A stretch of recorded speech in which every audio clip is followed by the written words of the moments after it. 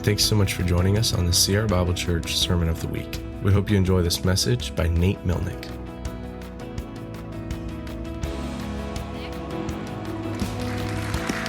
Oh, man. Good morning. So Jesus is Lord, and we are in Daniel 3. Okay. So I remember the time that I started to think our legal system was a total sham. I do real estate. In fact, I have a real estate broker's license, and I remember the first time, and the only time so far, that I was told I need to appear at small claims court. And I had represented a seller, and the seller had not disclosed something. The buyer was not happy, and so the agents needed to show up, and the buyer and seller needed to show up. And this was a suit of the buyer to the seller for $10,000, which, as I came to know, is the maximum amount you can sue for at small claims court. Now, I had all sorts of visions in my head of what this would look like, as you might have if you've ever been to court. I thought, okay, surely it's going to be like a Law and Order episode. For those of you who have gray hair, you get that reference. Or, there's going to be a moment where someone's like, you can't handle the truth.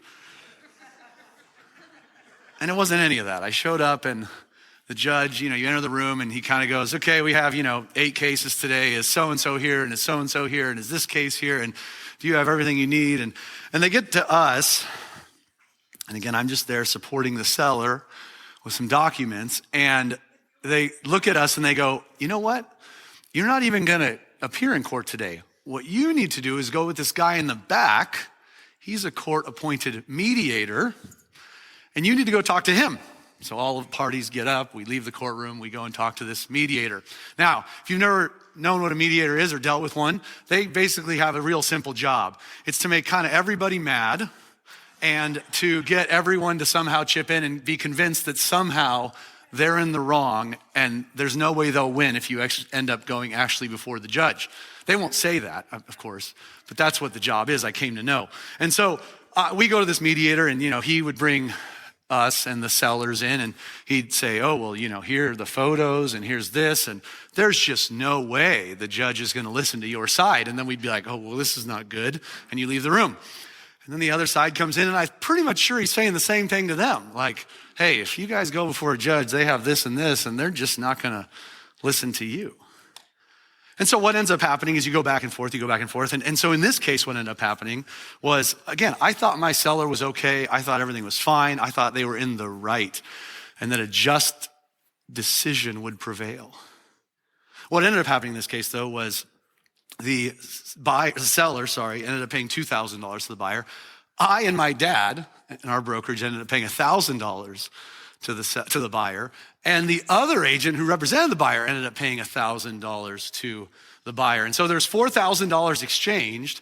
And I'm pretty sure that everyone left the room and thought, this wasn't just at all. And as we walked down the street, I remember my dad, we're talking, and he had done this once before. And I remember my dad, we're talking, and the summary of what he said to me was basically this: Nate, that's just the way it is. And those words were really hard to kind of wrap my head around. And it's because I'm an idealist, because I major in philosophy, as Emily mentioned. And it's like, I want everything to be, just, right, moral. And I felt like this whole system was just completely broken, and my heart was almost like heavy. Like, how can this be what happens here? This sort of thing happens all the time in life, in domains big and small. It could be as small as a courtroom. It could be as big as, the world. Some of you go to the DMV, and the same sort of thing happens, right? We all go there. We're there for many hours. You don't have the right documents. You probably have to leave and come back, and then you're waiting for your number and letter to get called. And we sort of look at each other and go, well, that's just the way it is. A bigger issue might be poverty and third world country type issues, right? We know that today, like slightly less than 10,000 people will die of lack of water, hygiene, and sanitation. And we all live our lives here in America and go, well, that's sort of just the way it is. An election's coming up, 2 sides. And as I talk to people and who they're voting for and why, I hear a resounding theme of, well, look, whether you're Republican or Democrat, a lot of people are just voting for the lesser of two evils. And in our political system, we look at each other and we go, well, that's just the way it is. And we go about life with all these things happening, things that are unjust or wrong or frustrating even. And we continue this sort of idea that this is just the way it is. And today we're going to read a story where three gentlemen decided this isn't the way it is. It should be something different. So let's pray and we'll jump into that. Lord, thank you for this time. Thank you for everyone who made it out today as a church and as a community. I pray that we would be people of your word, that we would examine the scriptures and take insight and wisdom and your spirit as we go from here. And I thank you for just a time to connect with a church family. And I pray that they would hear from you. Amen. So Daniel 3 is where we're at. Here we go. So last week, Nate talked about Daniel 2. And in that chapter, basically, there's a dream that needs to be interpreted. And Daniel interprets that dream for this king Nebuchadnezzar. And the dream has to do with these kingdoms that will come after. And we're going to open with the idea that Nebuchadnezzar really took that literally and goes, well, there was this statue in a dream made of multiple substances. Let's go right to the top, the gold. Okay, and so we jump into this, and King Nebuchadnezzar has taken it upon himself to really impress people, to give them an object of worship, and to draw their attention away from God. And we're going to zoom in on these Israelites, these Hebrew people that are living in this exile. So Daniel 3 starts like this. It says, King Nebuchadnezzar made an image of gold whose height was 60 cubits and its breadth 6 cubits. He set it up on the plain of Dura in the province of Babylon.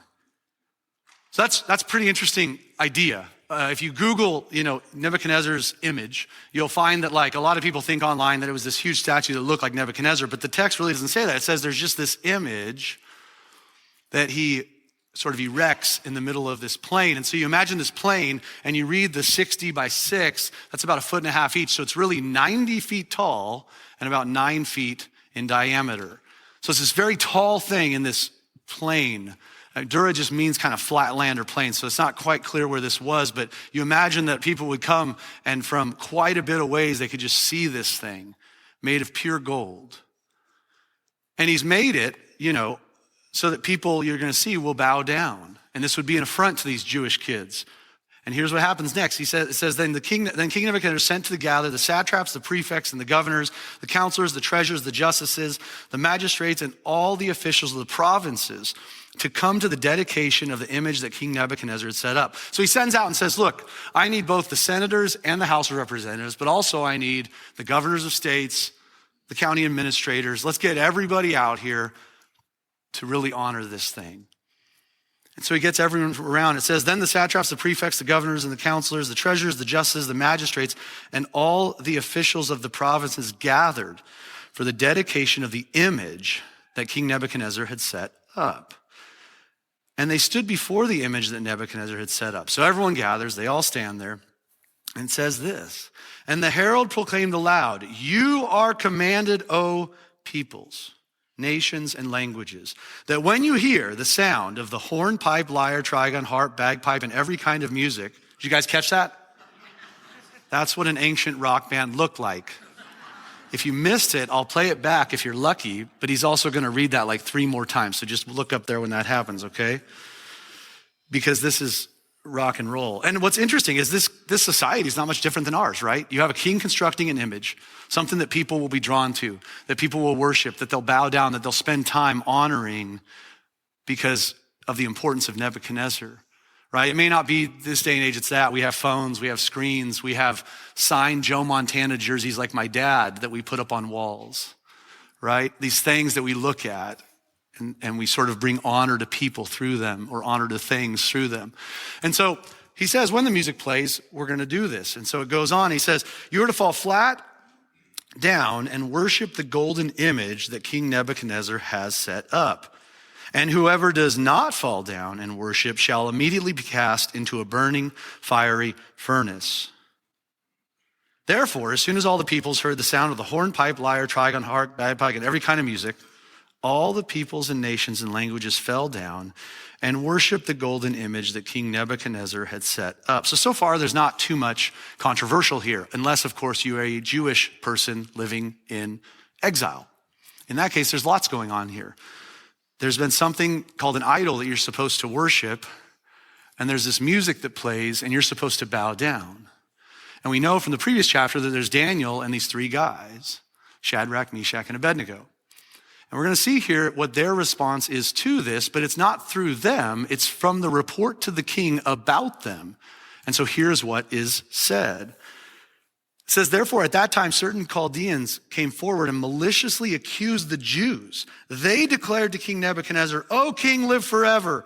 You, O king, have made a decree that every man who hears the sound of the horn, pipe, lyre, trigon, harp, bagpipe, and every kind of music shall fall down and worship the golden image.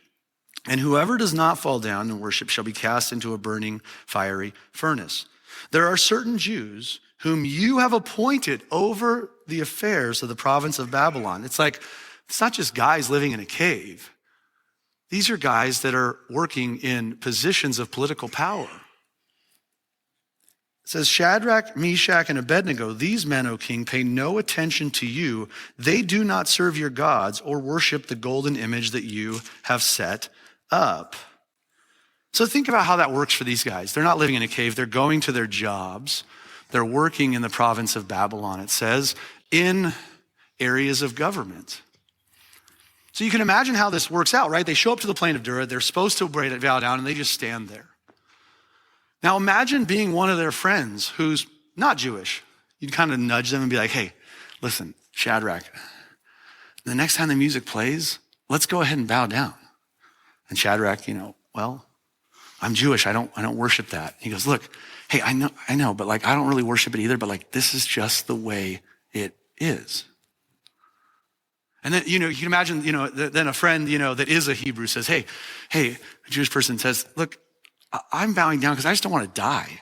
Why don't you just bow down? This is exile we're living in, and this is sort of just the way it is. And these three guys look at it and go, we're going to stand up. We're not going to. And so what does this cause? Well, it causes the king to be enraged. 19, it says, 13.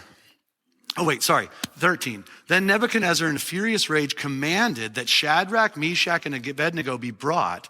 So they brought these men before the king. Nebuchadnezzar answered and said to them, is it true, O Shadrach, Meshach, and Abednego, that you do not serve my gods or worship the golden image that I have set up? And he does this interesting thing. You can imagine this king is frustrated, but he kind of remembers these guys from when they ate vegetables and their buddy Daniel, was able to interpret the dream. And he gives them this second chance, probably sort of unheard of for a king, right? He gives them this sort of way out, and he says, now, if you are ready, when you hear the sound of the hornpipe, lyre, trigon, harp, bagpipe, and every kind of music, to fall down and worship the image that I have made, well and good. But if you do not worship, you shall immediately be cast into a burning fiery furnace. And who is the God who will deliver you out of my hands? And what's interesting is you can imagine he sort of presents this to him and says, now you have another chance. People have kind of urged you saying, hey, this is kind of just the way it is right now. Just bow down. It's not a big deal. And they decide our faith is so much bigger than this. Our faith is so big that we won't do this. And so they challenge him and they say this, 16, Shadrach, Meshach, and Abednego answered and said to the king, O Nebuchadnezzar, we have no need to answer you in this matter. If this be so, our God, whom we serve, is able to deliver us from the burning fiery furnace, and he will deliver us out of your hand, O king. But if not, be it known to you, O king, that we will not serve your gods or worship the golden image that you have set up. They say, no, we're not doing this. And if you look at what's going on here, you have Jewish people living in an exiled country, a king who has made an idol to worship, and all they have to do is bow down when the music plays. And they say, no, we're not doing that. As I thought about this week, I realized sort of the first point on your outline, is that because in Shadrach, Meshach, and Abednego's mind, faith is not this thing that can be segmented, right? It's not as if they look at it and go, you know what, we have our God thing over here, and we kind of have everything else over here. What's interesting is in 2024, Christians still tend to segment their faith. You know, I'm a real estate guy. So I remember when I was young, I listened to a podcast, and it was by this Christian guy who invested in real estate. And I remember at the time I was probably like, 28, 30. And he said this interesting thing. He said, look, if you're gonna get into real estate investing, here's the deal. Like, you can give all your money to your church and you can give money to third world poverty, but at the end of the day, the real estate you choose to rent to people or invest in is a business. You have to operate it like a business. And I thought, man, this is great sage wisdom. I'm so glad I heard this at 28 or 30. And what's interesting is as I've gotten older, I've started to think something like that is exactly what segmenting your Christianity looks like. Because if you think about it, right, I've had tenants, I have tenants, and the typical thing we do is 3 times the rent and income, over 600 credit score, background check. But then as I receive that wisdom of, hey, keep it as a business, live as a Christian, it's hard sometimes to look at it and go, well, what if I dared to kind of risk something? What if I accepted a person who just got off meth as a tenant, tried to make that work? Or, what if I had someone with a lower than 600 credit score because of medical debt, and I said, I think they could pull through this. I think we could make this happen. And I've had this conflict because what we do in our Christianity sometimes is we kind of separate and segment and go, well, this is the sphere of God, and then there's this thing we have to bow down to over here. And what's interesting is I have a graphic up here, but what we do is like, it's almost like the Christian life, everything should be orange, but a lot of times it looks more like the left, right? We go to church on Sunday, we're a Christian, but then we have career, hobbies, house chores, social, fitness, family, and that all ends up blue. What if it looked like the right-hand side? What if it looked like all orange and that God permeated our entire existence? What's interesting about Shadrach, Meshach, and Abednego is this is exactly what's happened because they're being asked a very simple thing. And it's at the risk of death, by the way, not at the risk of missing out on $1,100 a month in rent. And what's fascinating is they double down and they go, we have no need to answer you in this matter.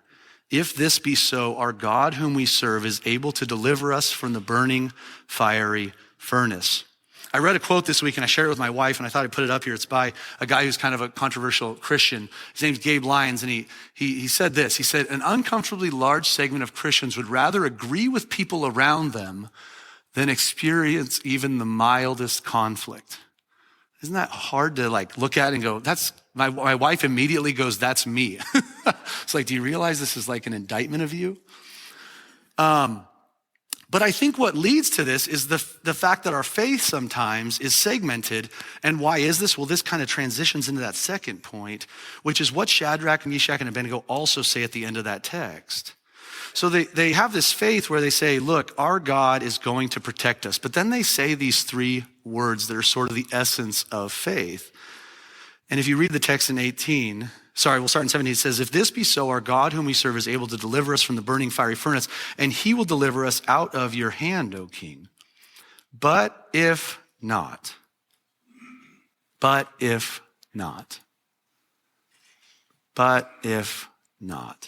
about that. Our God will deliver us, but if not, be it known to you, O king, that we will not serve your gods or worship the golden image that you have set up. What's interesting about this text as I kind of studied it is they have this massive view of God. They have a huge view of God that's able to do all sorts of things. And so that but if not is sort of the essential part of their faith because they realize, well, if God's in control, he is on heaven, we are on earth, he knows what's going on. And what's interesting is as I studied it, I went back to chapter 2. If you look back at chapter 2, just flip one page back. And in Daniel 2, before he interprets the dream, he says this prayer that's really interesting, and he's with Shadrach, Meshach, and Abednego. He gives their other names there. But in Daniel 2:17, it says, then Daniel went to his house and made the matter known to Hananiah, Mishael, and Azariah, his companions, that's Shadrach, Meshach, and Abednego, and told them to seek mercy from God of heaven concerning this mystery. And then he says in verse 20, Daniel answered and said, "Blessed be the name of God forever and ever, to whom belong wisdom and might. He changes times and seasons. He removes kings and sets up kings like Nebuchadnezzar. He gives wisdom to the wise and knowledge to those who have understanding. He reveals deep and hidden things. He knows what is in the darkness, and the light dwells with him." Their faith, I believe, comes from this grand perspective of God. If you zoom out and look at God, sometimes we sort of hedge our bet in life and we say, well, God's over here, but I still kind of bow down to the golden idol over here. And what's interesting is Isaiah picks up on this and says something that I love, and it's this huge view of God. And you zoom out to the 30,000 foot and it says this: "Do you not know? Do you not hear? Has it not been told you from the beginning? Have you not understood from the foundations of the earth?" This is about God. It is he who sits above the circle of the earth, and its inhabitants are like grasshoppers, who stretches out the heavens like a curtain, spreads them literally out like a tent to dwell in, who brings princes to nothing and makes the rulers of the earth as emptiness. This big view of God for them is bigger than any specific problem. And as you zoom out, you realize they have this huge perspective of God. The question, obviously, in response to that is, do we have a huge perspective of God? Are we lacking in that because we sort of have, again, decided God is in control of this part of my life, but not really in control of these parts of my life? And then a further question is, let's say you even believe that God is in control of your life. Are you willing to accept when it doesn't go your way? And that is the big but if not. I had a moment of but if not this week as my dad's sister's husband passed away. It was my uncle. And it was kind of last minute. We got a text, and it was a text that just said like, "Hey, Uncle Scott's got cancer, and he's going to be intense for 6 weeks in the hospital. He's got to go through 3 rounds of chemo. He needs support. If you can go and visit him, it'd be good." And that was like at 2:30 p.m. in an email from my mom. And then at 2:30 a.m. that night or the next morning, we got a text that they were like performing compressions, and an hour later, he's dead. And it's stuff like that where you pray this prayer, right, at 2:30 p.m., like, my uncle has cancer, God help him, right? But you have to be willing to say, but if not, hey, but if not, right? And sometimes God has this idea, and we have to take this zoomed out view and go, hey, he circles the earth, its inhabitants, grasshoppers, spreads out the heavens like a tent that we live in. And I think that's sort of the ultimate expression of faith, or the essence of faith. But the story goes on. Let's read in Daniel 3:19. It says this. I was looking at chapter 2 because we were reading the prayer. Here we go. Then Nebuchadnezzar was filled with fury, and the expression of his face was changed against Shadrach, Meshach, and Abednego. He ordered the furnace heated 7 times more than it was usually heated. If you're an 8-year-old, this is massive stuff to you. My 8-year-old last night was like, "Dad, did you know he heated the furnace 7 times? Jeez. Yeah, the guys carrying the guys up burned. Oh. I love when kids say that because it's just such a big view of it. Because it's like, I know this sounds dumb, but it's like real to them, right? Is it real to us is the question, I think, sometimes. Anyway, 7 times more than he's usually heated. And he ordered some of the mighty men of his army to bind Shadrach, Meshach, and Abednego and to cast them into the burning fiery furnace. Then these men were bound in their cloaks, their tunics, their hats, and their other garments, and they were thrown into the burning fiery furnace. So like, not only did they didn't strip them down, they just put them in their suits and everything, right? Because the king's order was urgent and the furnace overheated, the flame of the fire killed those men who took up Shadrach, Meshach, and Abednego. And these 3 men, Shadrach, Meshach, and Abednego, fell bound into the burning fiery furnace. And so they get thrown in, and their faith is tested. And they have to imagine at that moment, as they're kind of falling, bound up, what's going to happen? Is this faith thing going to pan out? Is the but if not going to pan out? What's going to happen? Could we have just bowed? Could we have just done things the way it is? And I think all this sort of would probably go through your mind right there if you really zoom in and think, if I was these guys getting thrown in, I've decided to commit to this and I'm going for it. And so here's the result, 24. Then King Nebuchadnezzar was astonished and rose up in haste. He declared to his counselors, did we not cast 3 men bound into the fire? They answered and said to the king, true, O king. He answered and said, but I see 4 men unbound. We're going to sing a song about this, right? There's another in the fire, walking in the midst of the fire, and they are not hurt. And the appearance of the 4th is like a son of the gods. Then Nebuchadnezzar came near to the door of the burning fiery furnace. He declared, Shadrach, Meshach, and Abednego, servants of the Most High God, come out and come here. Then Shadrach, Meshach, and Abednego came out from the fire. And then what's interesting is he doesn't just talk to the 3 of them. Look what happens, 27. And the satraps, the prefects, the governors, and the king's counselors gathered together. So all these guys, senators, congressmen, governors, county administrators, they all run up. Satraps, prefects, governors, king's counselors gathered together and saw that the fire had not any power over the bodies of those men. The hair of their heads was not singed, their cloaks were not harmed, and no smell of fire had come upon them. So what's the response to this? These 3 guys have this huge amount of faith to go against what everyone else is doing, to worship the idol the king set up. And they're delivered from that. And so their faith then speaks. And look what happens. Nebuchadnezzar answered and said, blessed be the God of Shadrach, Meshach, and Abednego, who has sent his angel and delivered his servants, who trusted in him and set aside the king's commands and yielded up their bodies rather than serve and worship any god except their own. So he blesses the God of the Hebrew people. And then he says this profound thing, therefore I make any decree, any people, any people, nation or language that speaks anything against the God of Shadrach, Meshach, and Abednego shall be torn limb from limb and their houses laid in ruins, for there is no other God who is able to rescue in this way. Then the king promoted Shadrach, Meshach, and Abednego in the province of Babylon. The story as it plays out in a narrative sort of way is that these 3 guys have faith. That faith speaks so profoundly to this king that the king makes, think about this in our common day. You guys are Christians trying to hopefully change the world like me.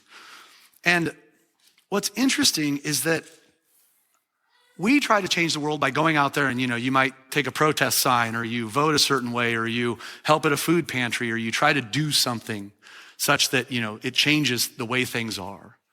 What's interesting here is that all this guy does is see their amount of faith and the fact that they're willing to face the fiery furnace and then that their God delivers them, that he flips it around and says, hey, whatever these guys' agenda is, I'm on board. If anyone speaks against their God, it's going to be real bad for them. It's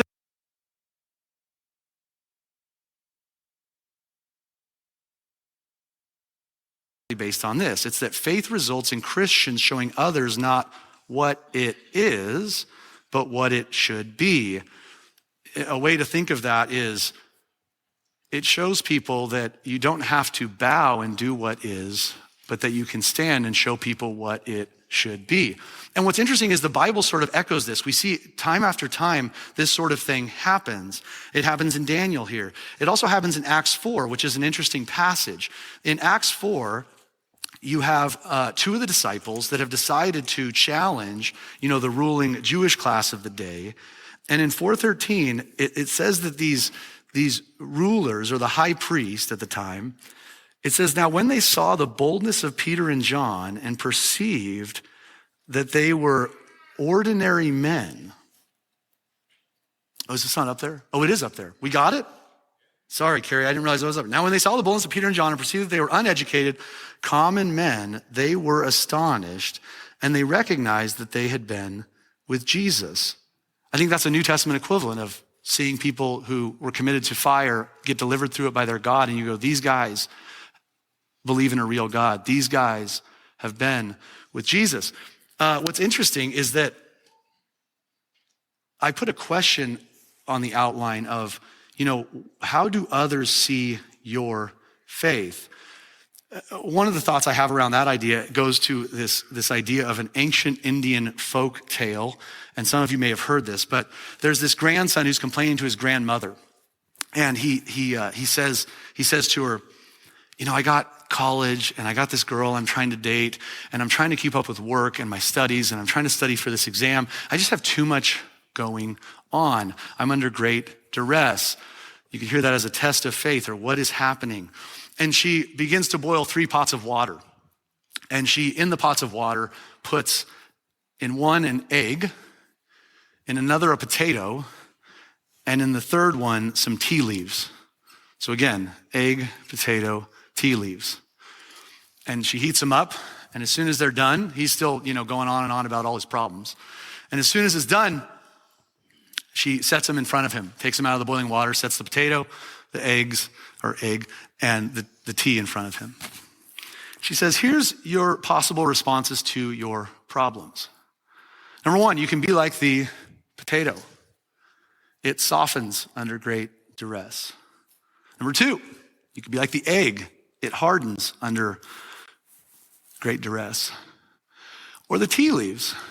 You can create something totally new under great duress that's flavorful and wonderful to drink instead of just eating tea leaves. And she says, whatever you choose to do in the face of adversity is what it becomes. And what's interesting to me is the idea that the Christian is called to sort of be like a tea leaf, right? We can respond in typical ways of becoming soft or hardened by these things. But to me, that's the equivalent of either like Shadrach, Meshach, and Abednego run to a cave and hide out, or they just give in and start bowing. Instead, they challenge it head on and go, we're going to think of a new way to do this, demonstrate the faith we have in our God, but if not, we're still going to believe in him.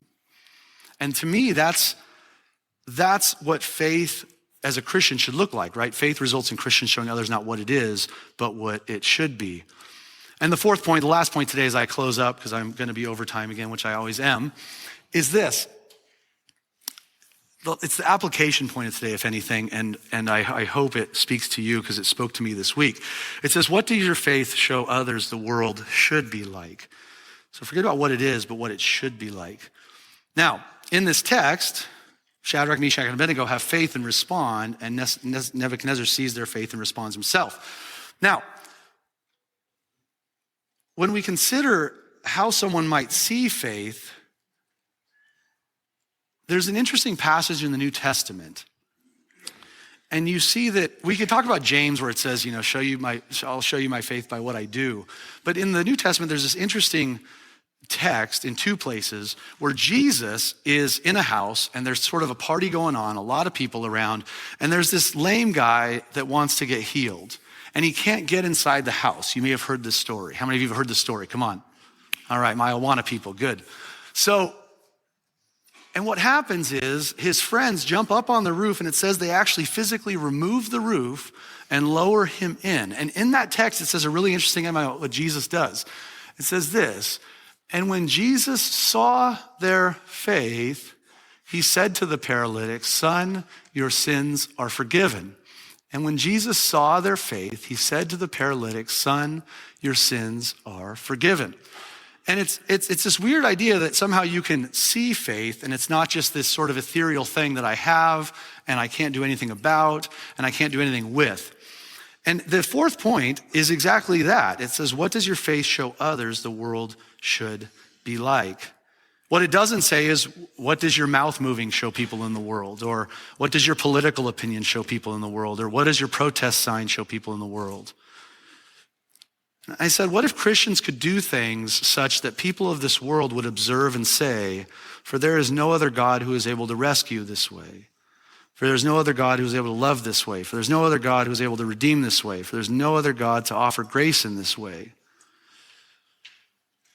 And I'll land on this point, and it's what I guess I struggled with this week, and I got emotional first service. I'll try to be hardcore with all of you. But I was struck this week in a simple way, thinking about election stuff, and I'm not going to talk about politics, but I was struck by this idea. And I have it up there, but the application point of how it should be or how we would apply that, the scripture that rocked me this week was a simple scripture that I've heard since I was 12 years old.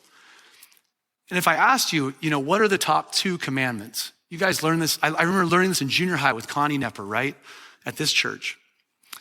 And the 2 are simple, right? Love the Lord your God with all your heart, soul, mind, and strength. I'm gonna cry. And love your neighbor as yourself. And the one I really struggled this week with was actually number 2. Number 1 is a very big deal, especially to, people who've grown up in the church, right? Love the Lord your God with all your heart, soul, mind, and strength. And then as I wrote out application points for this and talked to some friends about this over the past couple of weeks, actually month, I really struggled with the second one. And I've read the second one in the past, love your neighbor as yourself. And I thought, okay, what that means is that I'm supposed to love well and, do things for others and be sort of a social justice Christian, whatever that is. And this week I was just really torn apart internally by the fact that I was driving my truck and I thought to myself, man, I am spending a lot of time on my family, on my relationship with my wife, on my job, on my cars, on my backyard, on my hobbies, on my financial gains, on investments, on investment properties. And I realized all that stuff is about me. The way I love myself is crazy, right? All I care about at some level is myself. Most of the things I think about all day are myself. And I thought, I never do this for my neighbor. I don't think about my neighbor's retirement account. What are you talking about? I don't think about my neighbor's, hobbies and, books they might want to read or whether they're okay, whether they have medical debt. I don't think about any of that. I literally don't even care. It's literally a burden if my neighbor asks me for help, quite literally. And I was really struck by the fact that, this idea of, showing your faith to the world, it's that second commandment that is so difficult to live out. And the really challenging part, right, is there's so many times in my life, to go back, where I hear from someone and they're well-meaning and they say something like, well, do this. And it's like, that's just the way it is. And I think that our faith just needs to take a step further than that and love our neighbor as ourselves in a way that says, hey, most people bow down and won't do sort of the contrary because their faith is sort of lacking. I need to do the contrary and do what I know is right or just or make it right or just. And there's a way that the world should be, and it's not bowing and it's me standing, right? And it's hard to kind of tie that together, but I hope you get the message that I was just struggling all week with this second basic commandment, love your neighbor as yourself. And what's funny is like politics, right? You can hear that and think, well, if I'm a Republican, I'm supposed to love the Democrat, or if I'm a Democrat, I'm supposed to love the Republican. But what it's really saying is, what about the actual issues, right? Immigration, free tuition for college, right? All these things, and I'm not saying all these go one way or the other, but what if we step back and said, it's not the kingdom of Republicans and Democrats, it's the kingdom of God. And how do we love our neighbors ourselves in all these issues and in all these domains? And it starts with all these things I kind of wrestled through this week. Anyways, the point is that that's how we do that fourth point. Show people the way it should be by loving our neighbors ourselves.